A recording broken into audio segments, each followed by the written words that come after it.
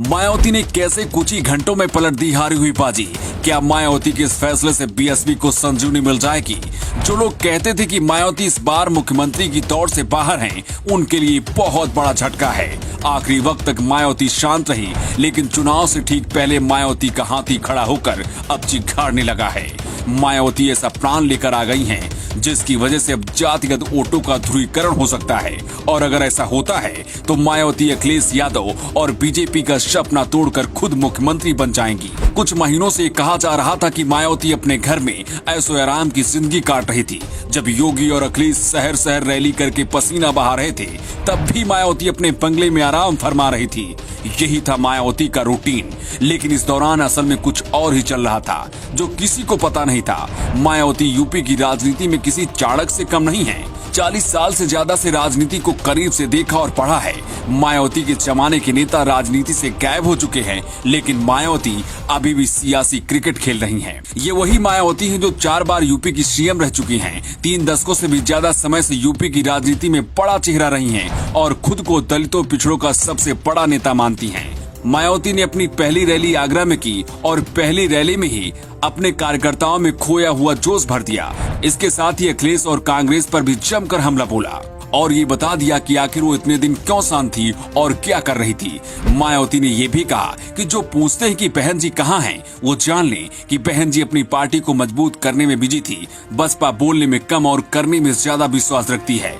मायावती के इस दावे में कितना दम है, इसकी वजह भी जान लीजिए। मायावती सभी 403 सीटों पर अकेले चुनाव लड़ रही हैं।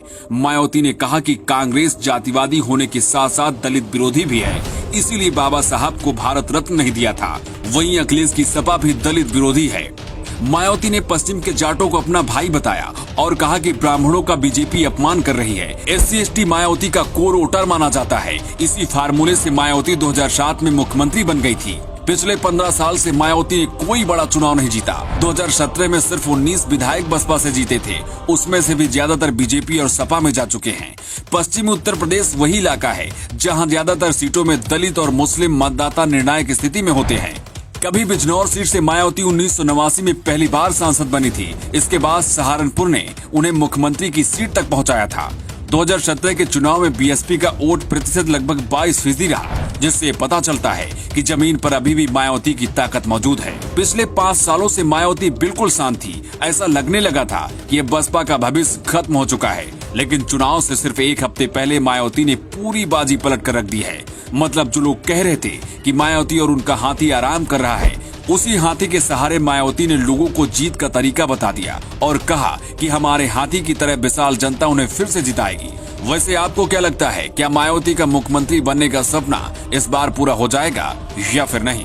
चुनाव से 8 दिन पहले रैली और सभा करके क्या मायावती हारी हुई बाजी जीत लेंगी? आप अपना जवाब कमेंट बॉक्स में दे सकते हैं। उस्ताद, आफत में पड़ी है जान। उस्ताद, उसके हाथ में तलवार है।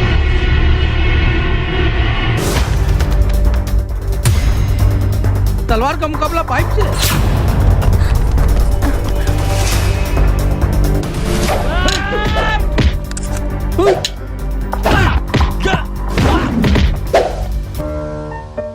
अरे वाह, आप तो हीरो हो।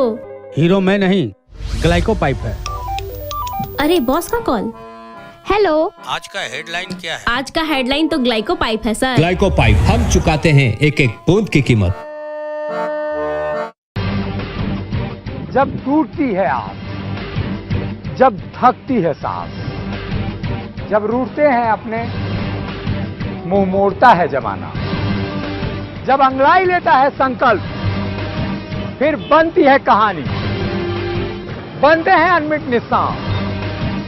देखिए मेरे साथ संघर्ष की दास्तां।